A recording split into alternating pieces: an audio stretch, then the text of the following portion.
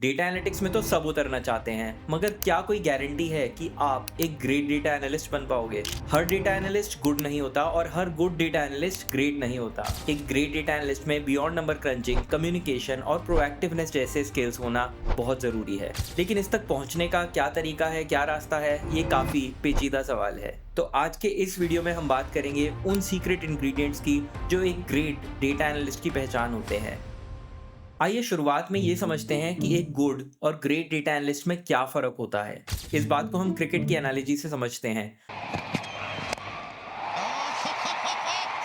Cricket में दो type के बैट्समैन होते हैं। एक बैट्समैन है जो सिर्फ रन्स बनाता है, एक एवरेज मेंटेन करता है अपने करियर में। ये अच्छे शॉट्स लगाता है, रन्स बनाता है, स्कोर कार्ड भर देता है। ये एक गुड बैट्समैन कहलाया जाएगा। मगर इसकी प्रॉब्लम ये है कि हर टाइम इसका स्कोर गेम चेंजिंग नहीं होता। मतलब अगर ये रन्स नहीं भी बनाता तो शायद मैच का आउटकम सेम ही रहता, और क्योंकि कंसिस्टेंट भी नहीं रहता तो एक रिलायबिलिटी भी क्रिएट नहीं होती। इवन अगर लास्ट के ओवर्स हो तो आप इससे एक्सपेक्ट नहीं कर सकते कि ये एंड में 3 या 4 छक्के मारकर मैच जितवा देगा।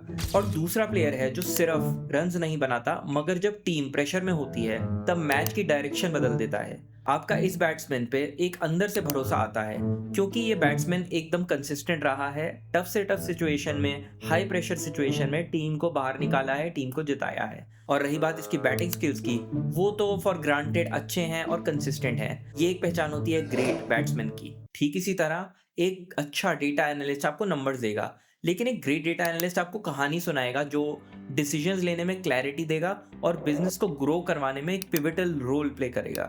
इसे डिटेल में समझने के लिए 4 एरियाज में ब्रेक डाउन करते हैं। नंबर 1 है बिजनेस अंडरस्टैंडिंग। मैकेंजी अपनी एक रिपोर्ट में बताता है कि जो कंपनीज डेटा एनालिस्ट को सिर्फ नंबर क्रंचर्स नहीं बल्कि उन्हें एक्टिवली इन्वॉल्व करते हैं बिजनेस के कॉन्टेक्स्ट में, मतलब कि बिजनेस कैसे काम करता है, उस डेटा एनालिस्ट के इनसाइट से बिजनेस के डिसीजंस पे क्या इंपैक्ट पड़ रहा है, वो कंपनीज 1.5 गुना ज्यादा रेवेन्यू पे ग्रो कर पाती हैं।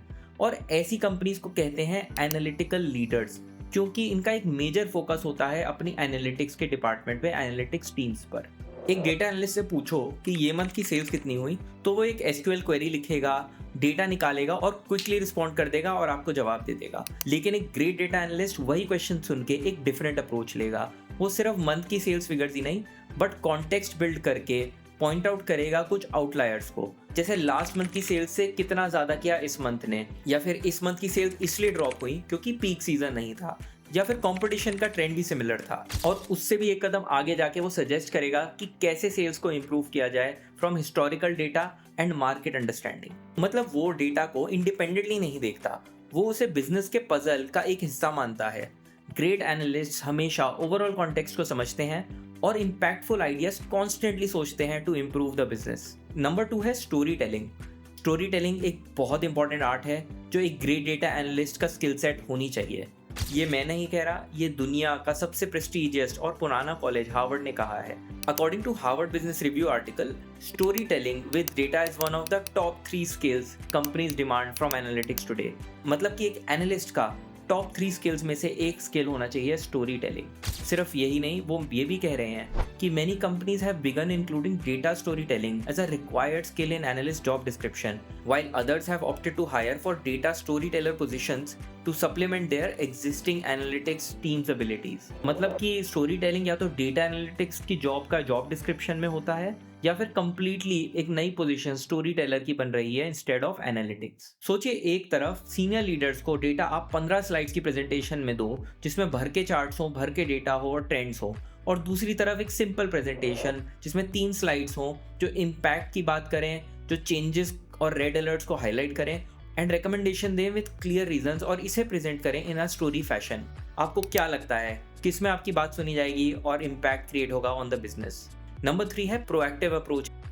फोर्ब्स भी बोलता है कि प्रोएक्टिव डेटा एनालिस्ट वो है जो फॉरवर्ड लुकिंग या फ्यूचरिस्टिक होता है। टिपिकली डेटा एनालिस्ट को रिएक्टिव रोल की तरह देखा जाता है, जैसे अगर सेल्स गिर गई या फिर प्रोडक्ट भी पर्टिकुलर मार्केट में नहीं चला या फिर कुछ और, तो ये सब जब देखा जा रहा है जब कुछ नेगेटिव हो गया बिजनेस में। फिर एक एनालिस्ट सिग्नल्स बना लेता है जो अलर्ट्स देता है। ये सिग्नल्स को लैगिंग इंडिकेटर्स भी कहा जाता है, मतलब जो इवेंट हो जाने के बाद बताता है, क्योंकि लैग होता है इवेंट के होने में और बिजनेस को अपडेट करने में। लेकिन अगर एक प्रोएक्टिव अप्रोच ली जाए तो यही चीज को पहले सस्पेक्ट करके प्रिवेंटिव मेजर लिया जा सकता है। ऐसी चीजें आप बहुत कॉम्प्लेक्स फील्ड्स में देखोगे जहां डेटा एनालिटिक्स बहुत क्रिटिकल होता है। Earthquake warning, cyclone warnings, weather की रिपोर्ट, ये सब प्रोएक्टिव अप्रोच है डेटा एनालिटिक्स की, क्योंकि लोगों को पहले से ही आगाह करके अथॉरिटीज प्रिवेंटिव एक्शंस को एग्जीक्यूट कर देती है। तो एक गुड एनालिस्ट सिर्फ रिएक्टिवली टास्क कंप्लीट करेगा, मतलब उससे कोई रिपोर्ट मांगी और उसने निकाल कर दे दी। लेकिन एक ग्रेट डेटा एनालिस्ट खुद ही पैटर्न्स ढूंढेगा, एक्सेप्शंस या एनोमलीज पकड़ेगा और उसे हाईलाइट करेगा अपनी टीम्स को, साथ में कुछ सोल्यूशंस भी सजेस्ट करेगा। एग्जाम्पल, अगर वेबसाइट का ट्रैफिक 20% कम हुआ तो एक ग्रेट डेटा एनालिस्ट बोलेगा वेबसाइट ट्रैफिक 20% गिरा, और जब डीप डाइव किया तो देखा कि मोबाइल यूजर्स का पेज लोड टाइम बढ़ गया है, जिसकी वजह से बाउंस रेट 35% गिर गया। अगर हम उस पेज पे ये 3 चीजें हटा लें तो शायद ट्रैफिक वापस आ सकता है। और लास्ट है आउटकम फर्स्ट माइंडसेट। एक आउटकम और एक्शन का फर्क कई बारी हमें समझ में नहीं आता। जिम जाके 100 पुशअप्स मारना एक एक्शन है, लेकिन आपका वेट लॉस होना या बॉडी फिट होना आउटकम है। उसके लिए बहुत सारे एक्शंस, बहुत सारा पेन और काफ़ी कुछ ऑर्केस्ट्रेट करना पड़ता है ताकि रिजल्ट्स दिखें। तो एक्शन है इनपुट वेरिएबल और आउटकम है आउटपुट वेरिएबल। डिलॉयट की एक सर्वे ने ये हाईलाइट किया था कि कंपनीज जहाँ पे analyst outcome first thinking adopt करते हैं, उनमें एनालिटिक्स इनिशिएटिव्स का सक्सेसफुल होने का प्रोबेबिलिटी 2 गुना बढ़ जाता है। एक गुड डेटा एनालिस्ट एक्शन या टास्क ओरिएंटेड होता है, रिपोर्ट कंप्लीट करना टाइम से, शेड्यूल के अकॉर्डिंग इंपॉर्टेंट टीम्स को भेजना, रेगुलर ईमेल अपडेट्स भेजना और मीटिंग्स अटेंड करना। लेकिन एक ग्रेट डेटा एनालिस्ट की अप्रोच आउटकम फर्स्ट होती है। वो हर टास्क को एक बड़े आउटकम से जोड़ता है। अगर सेल्स डैशबोर्ड अपडेट करना है तो वो ये सोचता है कि ये रिपोर्ट मार्केटिंग टीम्स के डिसीजंस को कैसे इन्फ्लुएंस करेगी। क्या इस डेटा से ये पता चलता है कि फेस्टिव कैंपेन सक्सेसफुल था कि नहीं? क्या इससे हमें ये पता चलता है कि कॉम्पिटिटर के प्राइस कट का इम्पैक्ट क्या हुआ?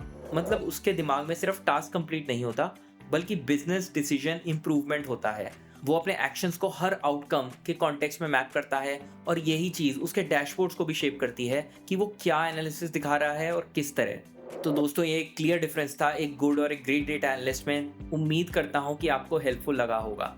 अब अगर आपको लगता है कि गुड से ग्रेट डेटा एनालिस्ट बनना है तो रुकना नहीं, मैंने एक डिटेल रोड मैप वीडियो बनाया है जो स्टेप बाय स्टेप आपको गाइड करेगा। साथ में IBM के फ्री सर्टिफिकेशन कोर्सेज भी दिए हैं जो बिल्कुल 0 कॉस्ट पे आपको एक स्ट्रॉन्ग एज देंगे। तो अगला स्टेप सिंपल है, इन लिंक्स पे क्लिक करो और अपनी जर्नी स्टार्ट करो। मिलते हैं अगली वीडियो में।